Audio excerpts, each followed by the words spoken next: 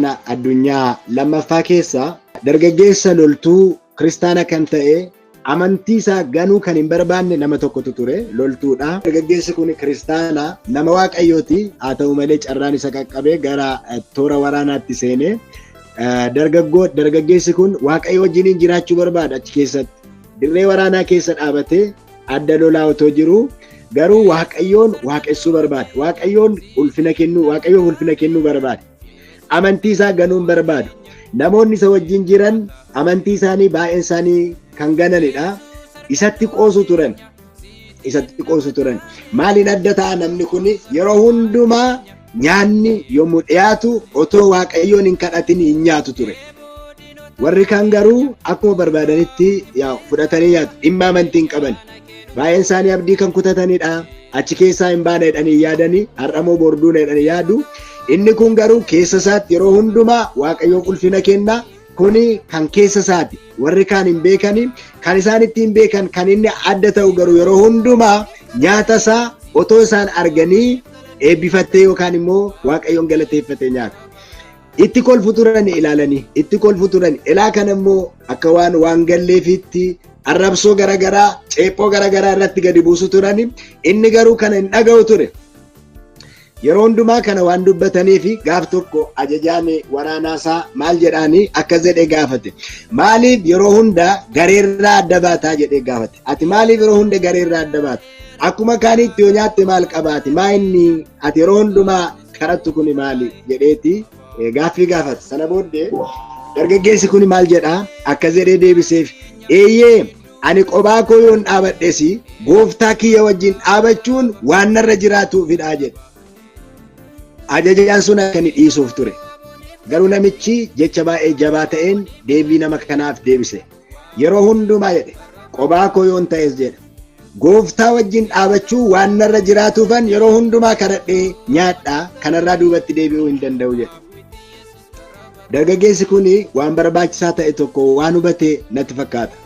Maal inni waan dargaggeessa kanaaf gale? Kiristoosiin duukaa bu'u jechuun yeroo baay'ee nageenya tutaa waliin dhiisanii salphinaaf arrabsoo isaaf adda baafamu jechuudha. Salphinaaf arrabsoo sababii Kiristoosiif dhufuuf, ceephoo sababii Kiristoosiif dhufu baachuudhaaf sagalee waaqayyoo iddoo biraatti akkuma jedhu Phaawulos maqaa baduudhaan, maqaa toluudhaan, gadi bu'uudhaan, ol ba'uudhaan yookaan immoo akka goomsituutti ilaalamuudhaan kallattii garagaraan ceephoo bu'aa bayii adda addaa baachuudhaan, qormaata baachuudhaan, hirriba dhabuudhaan, aarsaa garagaraa kaffaluudhaan Kiristoos duukaa bu'uun akka barbaachisu sagalee waaqayyoon dubbata. Kiristaanni kanaaf of qopheessutu irra jiraata. Kanaaf waan dargaggeessa kanaaf gale maalinni karaan kiristaanummaa yeroo hundumaa karaa ulfinaa yookaan immoo karaa walqixxaataa, karaa haala mijataa qabu otoo hin ta'in karaa wallaansoo qabudha. Karaan sun waan kamiyyuu haa qabaatu, bu'aa ba'iinsaayyuu maalaa ta'u, garuu namni kun waan isatti dhufu hundumaa baachuuf nama qophaa'e ta'uusaa argisiisa. Salphinaaf arrabsoodhaan isaaf adda baafamu eenyuuf? Kiristoosiif.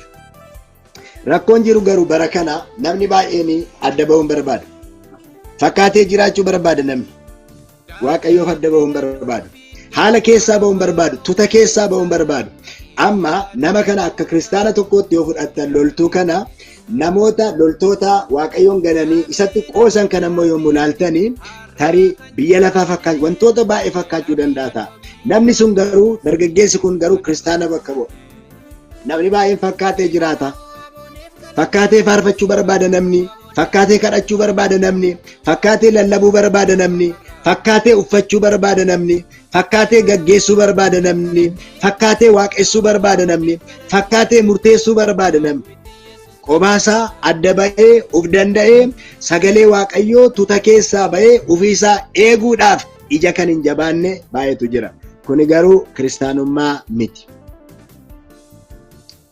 Akkamitti yaaduudha kana jechuun namni tokko of danda'ee hin dhaabatu taanaan sagalee waaqayyoo hubatee akka dubbii waaqayyoo jirutti waan gaariif waan gaarii hin taane, waan sirriif waan sirrii hin taane adda baafatee hin dhaabatu yoo ta'e, waan lakki jechuu qabu dubbii waaqayyootiif lakki hin jedhu yoo ta'e, waan tole jechuu qabu akka dubbii waaqayyootti tole hin jedhu yoo ta'e, namni kuni onnee nama biraatiin harganaa jireenyaan argadha jedhee nama yaadudha jecha. sun immoo hin danda'amu, sirni uumamaa hin kennu.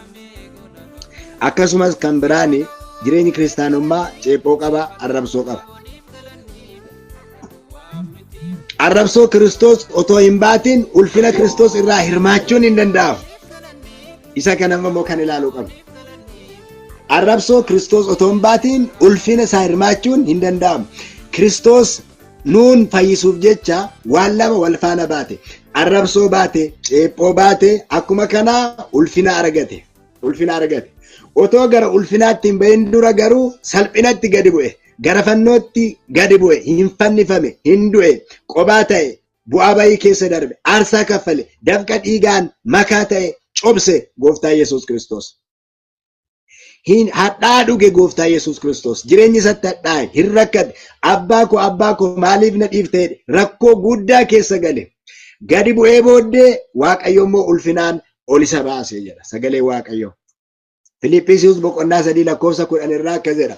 Kanaafis isa duwwaa beekuu, humna du'aa ka'uu isaas mi'eeffachuu, dhiphina isaarraa du'aa ka'uu isaarraa hirmaachuu nan barbaade Phaawulos. Ameen. Gooftaaf galanni guddaan haa ta'u. Humna du'aa ka'uu isaarraa mi'eeffachuu, isa ulfinaa sana. Kana qofa immoo miti. Dhiphina isaarraa du'a isaarraa hirmaachuu nan barbaada. Namni baay'een gammachuu jireenya kiristaanummaa keessaa gammachuu mootummaa Waaqayyoo malee mootummaa Waaqayyoo argachuuf garuu karaan inni aarsaan inni gaafatu, karaan inni nama deemsisu adeemuun barbaadu. Haala mijataa keessaan duwwaa mootummaa Waaqayyoo argachuu barbaadan. Garuu neechariinsaa, adeemsisaa isa kanarraa addadha. Tokkoffaa Phexros boqonnaa 5:1 sagalee Waaqayyoo akkas jedha. Phexros ani akkuma isaanii manguddoo dhugaa baatu dhiphina Kiristoos akkasumas hirmaattuu ulfina isaa mul'achuuf jiru ta'ee manguddoota isin gidduu jiru nan gorseedha. Argitanii? Phexros nama Waaqayyooti. Namni Waaqayyoo kun dhugaa baatu dhiphina Kiristoos. Namni dhugaa ba'u waan argee, waan dhaga'ee, waan hubate dhugaa ba'a. Waan hin beekne, waan muuxannoo experience hin qabne dhugaan ba'u.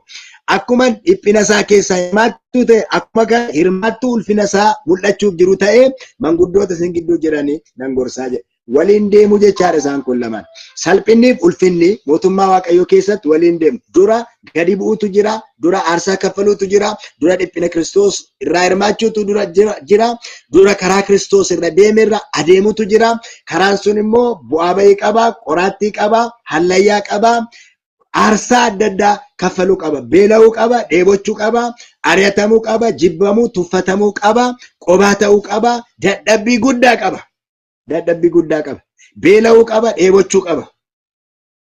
Isa kana namni hin beekne fayyinuma isaa keessaa, toluma isaa keessaa, gaarummaa isaa keessaa hirmaachuun qofti namni kana abdii isaa godhatee deemu mootummaa Waaqayyoo keessatti milkaa'uu hin danda'u.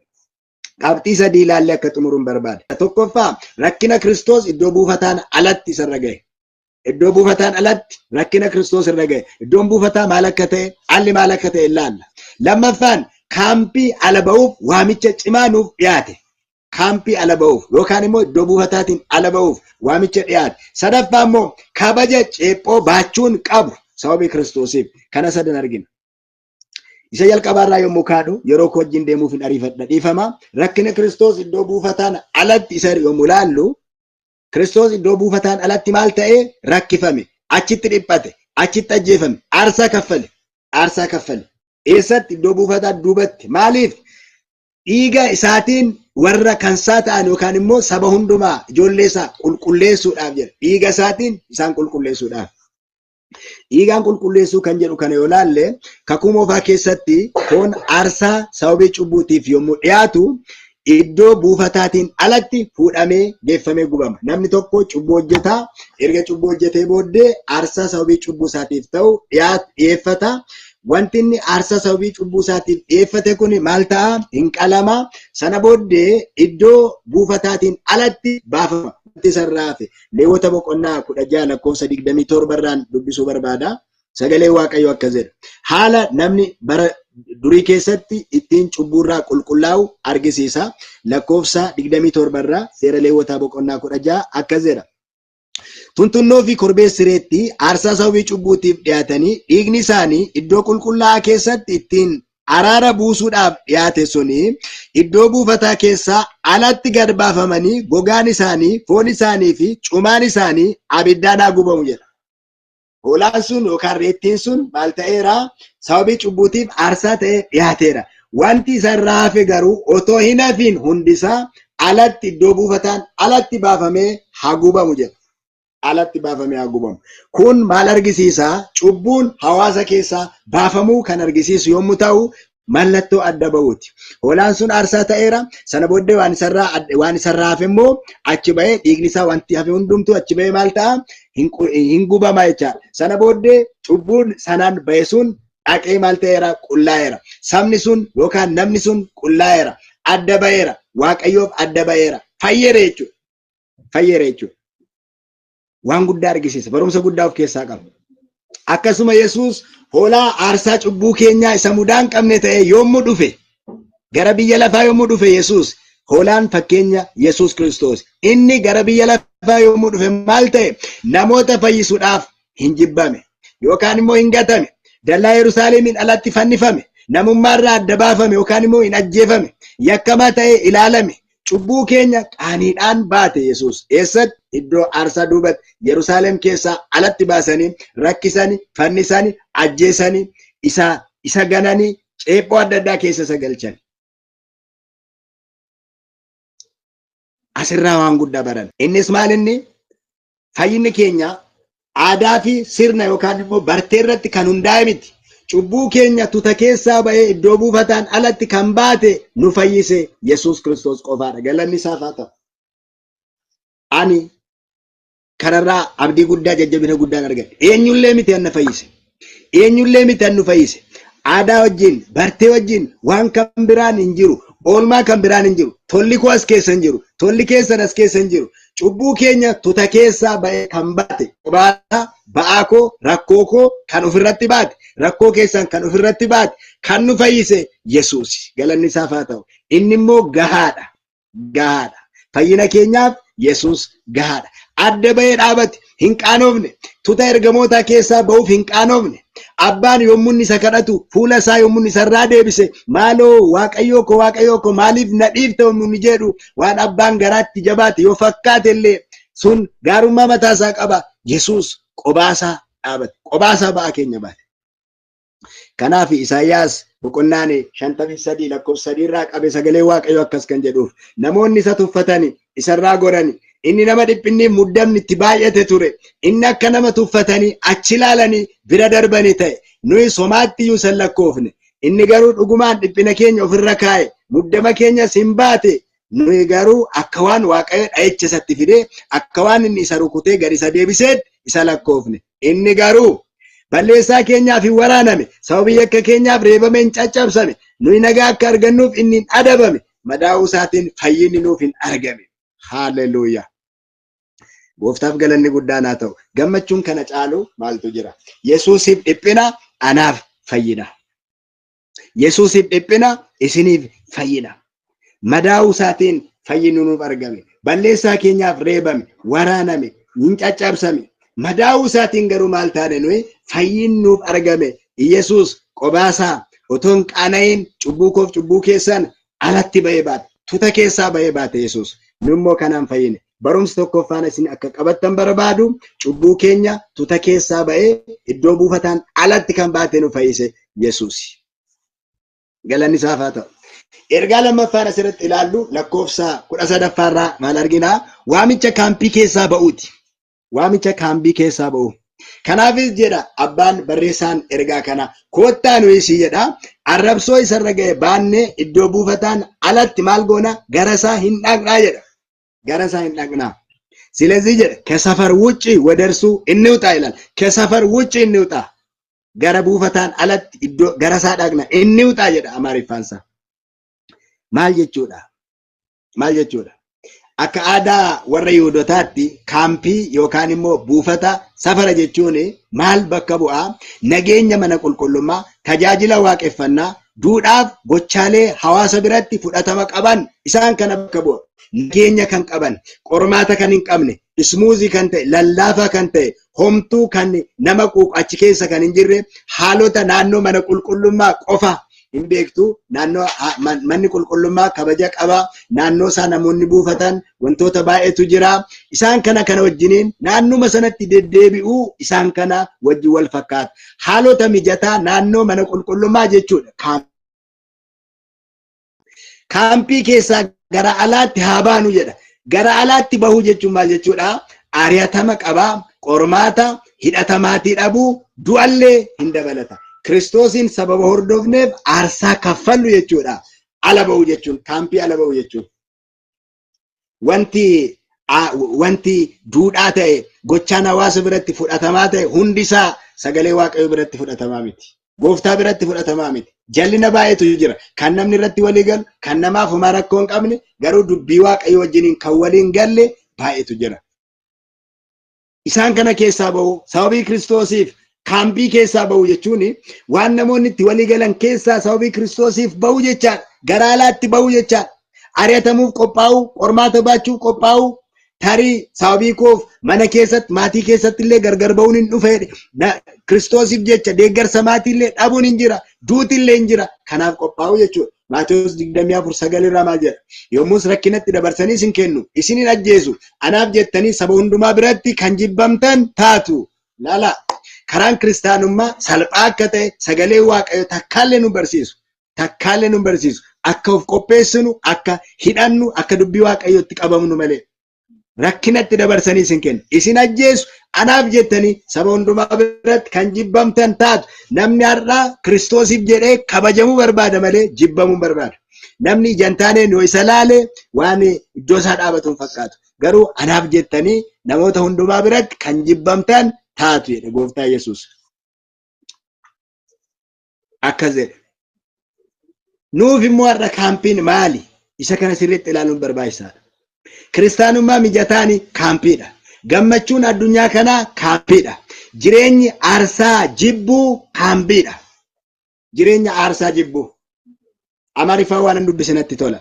ከካምፕ ዓለማዊ ተድላዎች የባህል ስምምነት ወይም ሌላው ቀርቶ መስዋዕትነትን የሚያርቅ ምቹ የክርስትና ህይወት መስዋዕትነትን የሚያርቅ Jireenyi kiristaanummaa aarsaa kan ofirraa fageessu, aarsaa kaffalu kan jibbu yoo ta'e kiristaanummaa sirrii miti. Maswaa'itinatiin የሚያርቅ ምቹ የክርስትና ህይወት inni kun barbaachisaa miti.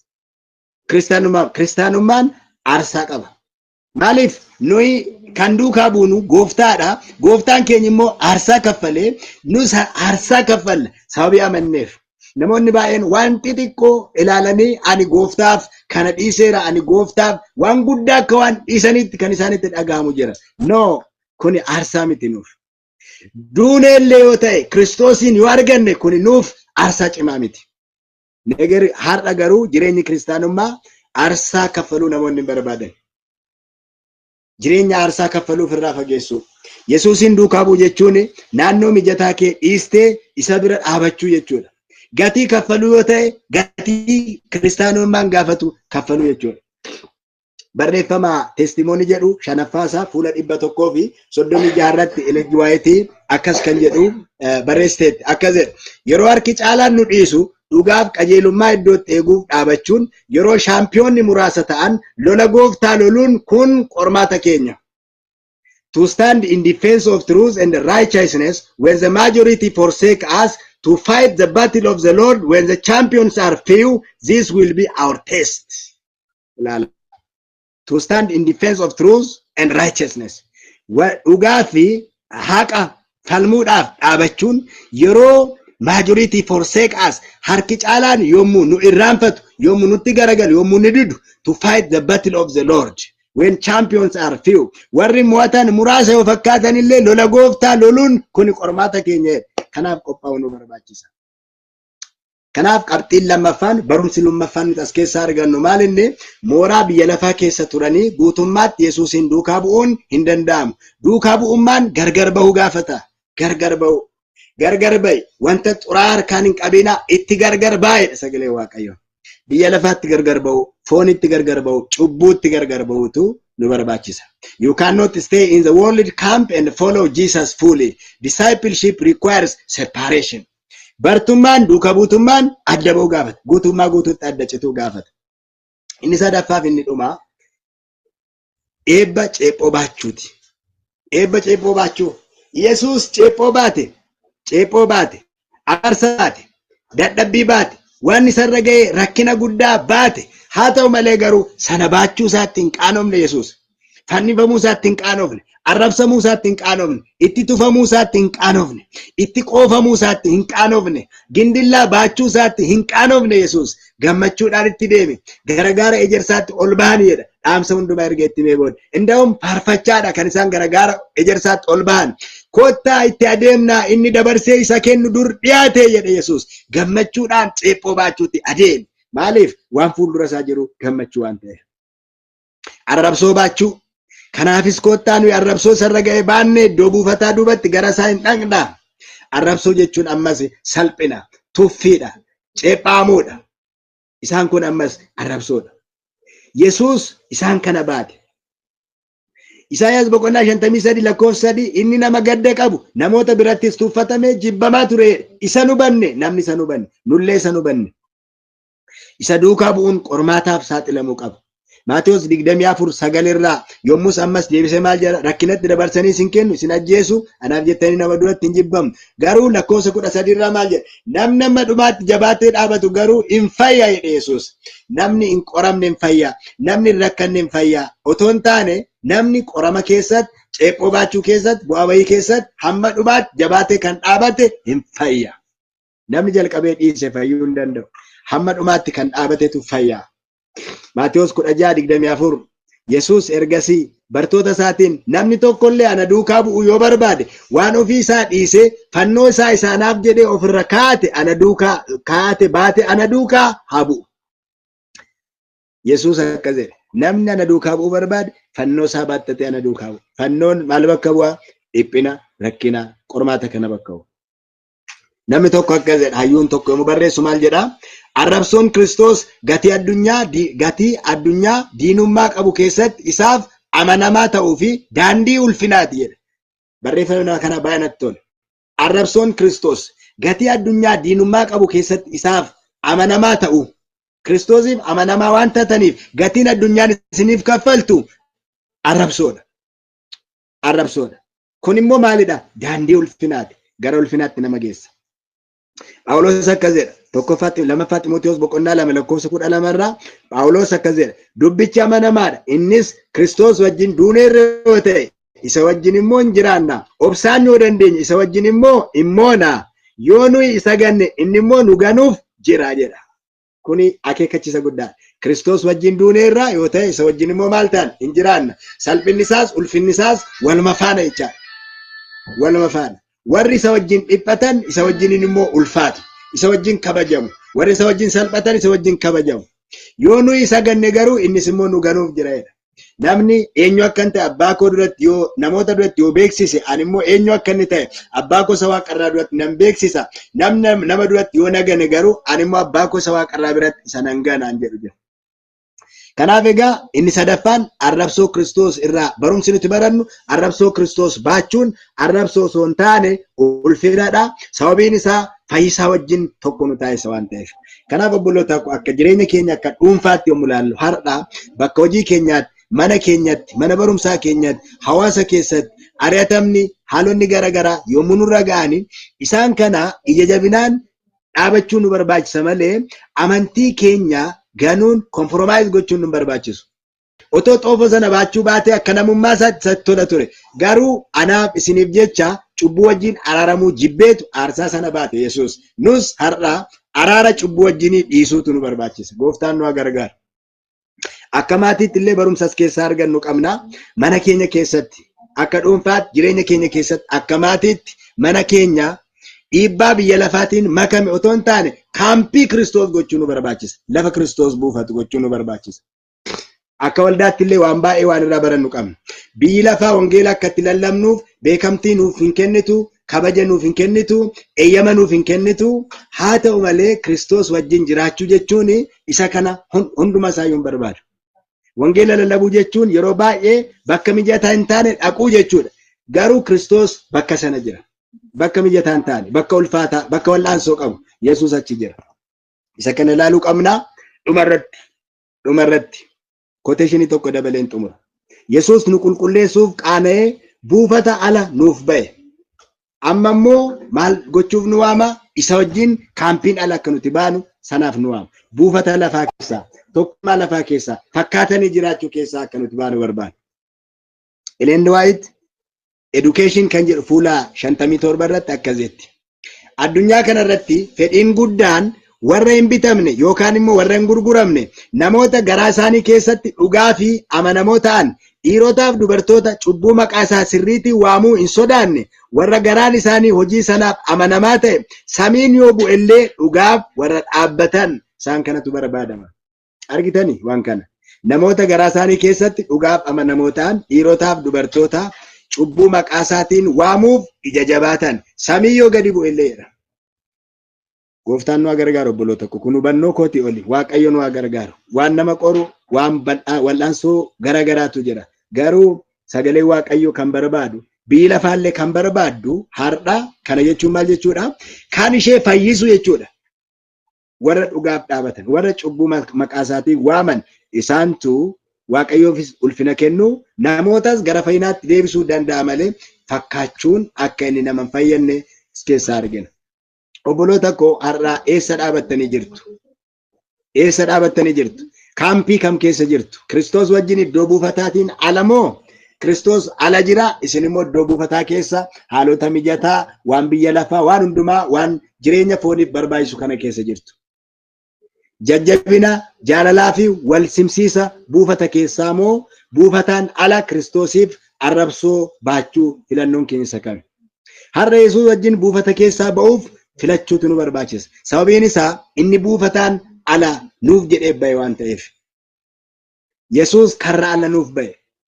Isaaf kaampii ala ba'uun baay'ee barbaachisaadha. Waamichi Waaqayyo isa kana.